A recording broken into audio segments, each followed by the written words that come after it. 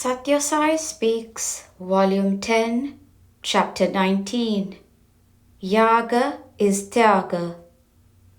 Eradi told you just now that Bali Chakravarti developed enormous conceit, and as a consequence he was punished by God, being trampled by him into the lower regions. As a consolation, he was allowed to come up during this festival and derive happiness watching the prosperity of his old realm. Well, conceit is a poisonous weed in any field of activity. Aham, ego, is the very core around which the personality is built.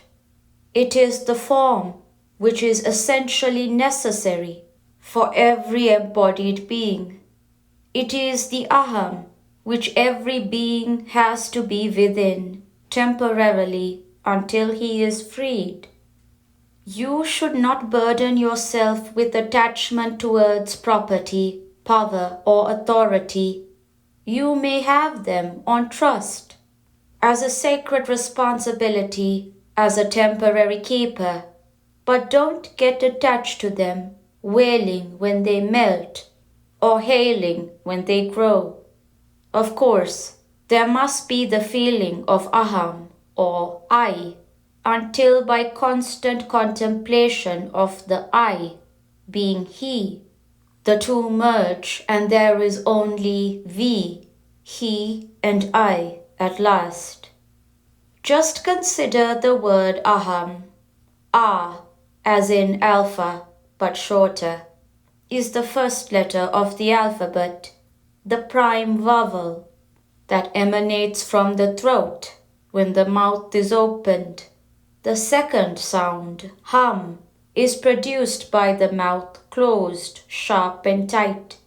All letters lie in between. The vowels and consonants that intervene are called akshara, the indestructible, the eternal, the ever-present. So aham is the akshara, the indestructible self. That is all this and more. To identify it with lesser things or smaller conceptions is a sacrilege on its glory. It is due to the delusion that has overtaken the reason, the will, and the mind stuff that you imagine yourself to be this feeble body and its appurtenances. Arjuna confessed that he had got rid of that delusion or moha. Nashto moha, he said, my moha or delusion has gone. I have recovered the memory of my reality. He said, God can be concretized anywhere by sincere prayer. Practice swa-vimarshana, self-examination. Who am I? Am I the mind stuff, the will, the discriminating faculty, the intellect, the senses, the body, the limbs? Realize that you are not any of these or all of these. You are the breath of God. It is through Him that you are alive, active, aware. But when you are asked where God is, you point your finger towards the sky and say up above. When someone asks you where Swami is, you say upstairs and point towards the room on the first floor. You know that I am by your side also. You remember God when distress assaults you. You forget Him when you are free from it. You do not realize that I am everywhere at all times, that God is not confined to the upper regions of the sky or to one little room where you keep His picture. He can be concretized anywhere by sincere prayer. Pray to Him one-pointedly, with any form or name. He will answer. Only do not change the name and form as fancy flits. Then concentration will be impossible. All names are His. All forms are his, but when you are striving to concretize him, it is best to select the name and form that appeals to you most. Bali was a grandson of Prahlada, the great Rakshasa demon, devotee of the Lord.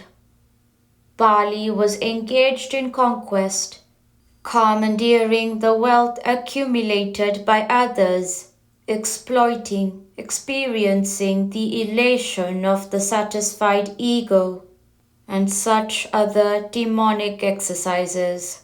He had to realize that divinity was his reality, that consciousness of that divinity is the summum bonum of life, and not eating and sleeping, earning and spending, saving and scattering.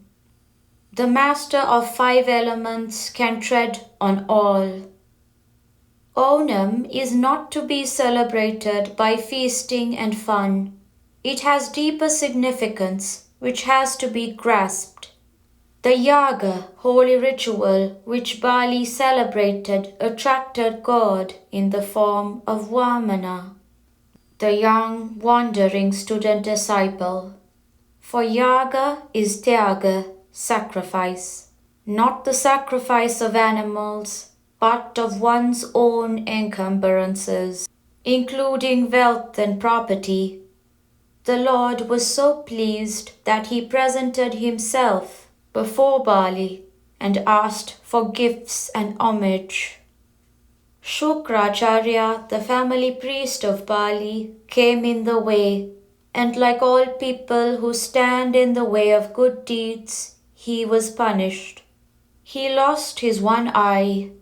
Why should anyone oppose gifts to God? After all, how can giving back to the owner what already belongs to him be called a gift? He who thinks that one can give God what does not belong to him is blind, has no vision. That is what the experience of Shukra teaches. The universe is composed of the 5 elements and is cognizable by the 5 senses of perception. He who is the master of the 5 elements can tread on all.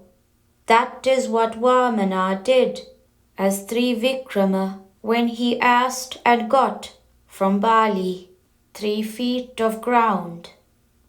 With 1 foot he measured the entire earth. With the second he measured space. The third he planted on Bali's head and pressed him into nether regions. One gets the liberating wisdom of the reality through grace or prayer or prema, love. Here, Bali got it through grace. A gift must be made without pride or publicity. You cannot achieve the goal through good works alone. In good, there is an extra O, a thing that is a mere zero. That is to say, the desire which prompts you, the fruit which entices you, the reputation that tantalizes you. These are all sheer zero, a big O. Leave it off, then we have good with a zero less, with no self-intruding, that is to say. We have God. Desire plus life is man. Life minus desire is God.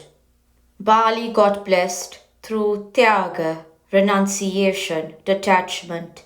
He became monarch of the nether regions, and God agreed to be his gatekeeper, guardian and guide. What a blessing! He had the ambition to become Indra, the god of gods, the ruler of heaven. It is said that anyone who performs 100 yagas in a row with ceremonial rectitude will automatically become Indra. The Indra who is installed thus once is ever reluctant to yield his chair to another 100 yaga person.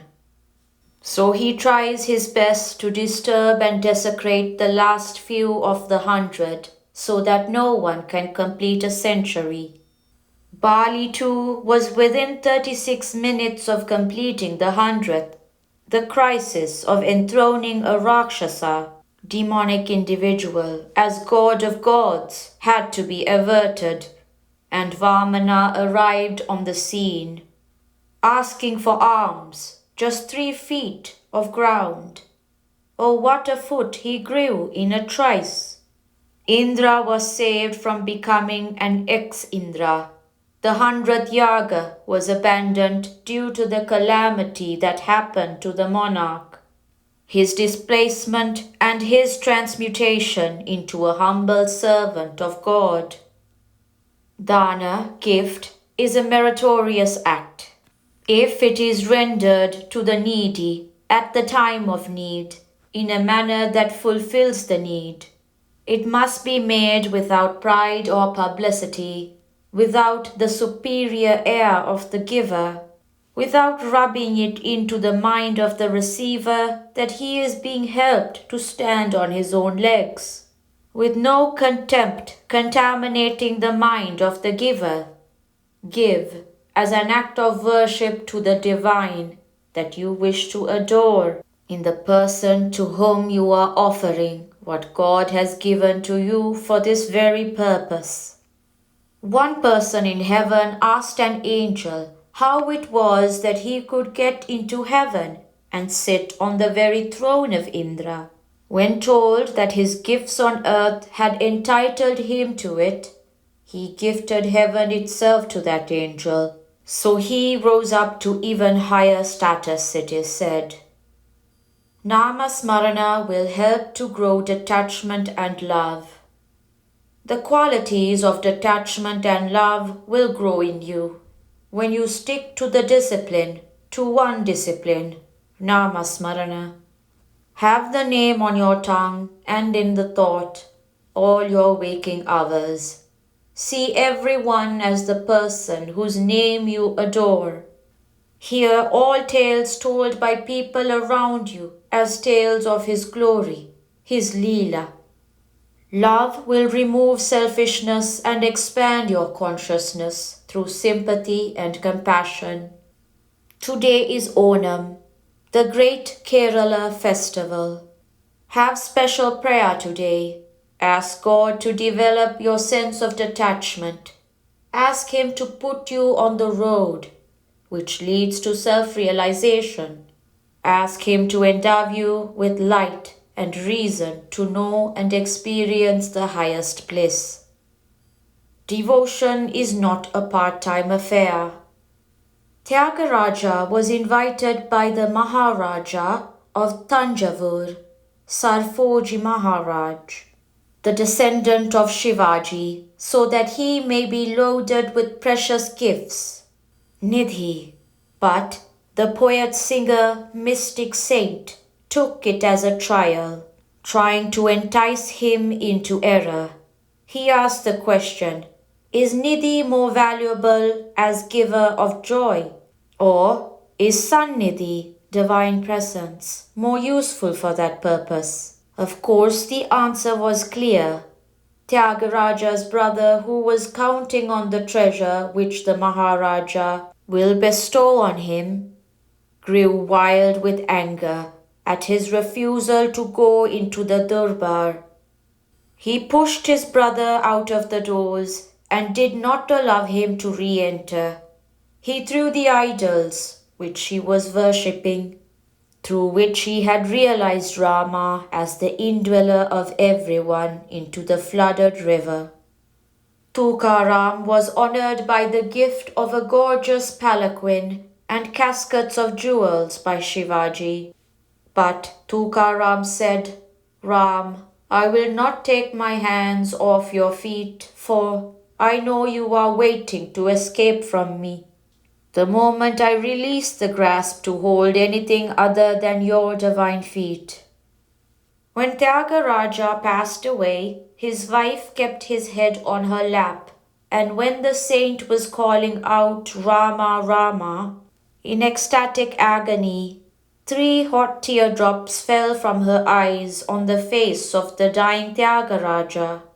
Oh, I am the property of Rama, but you are still the property of Kama, Tyagaraja exclaimed.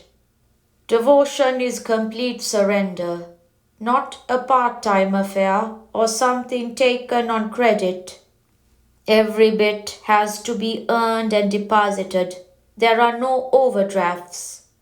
Grace is won by sadhana and sat shila, discipline and good character. Sublimate the love you have for the pleasures of the world, for the objects of the world, into love for God. Do not waste even a single second in idle scandal or hollow praise. Bend your head before God, welcoming whatever be His will. Then you too can have the Lord as your guide and guard. Prashanti Nilayam, August 15th, 1970. Cleanse the heart with the water of prema and the detergents prayer and contrition, so that the stains of desire might be removed. Then God will pour His grace into it. You should give up loka bhranti and deha bhranti, attachment to the external world and towards the body, if you yearn for God. There is no use trying to have one foot in one boat and the other foot in another boat. Sri Sathya Sai Baba.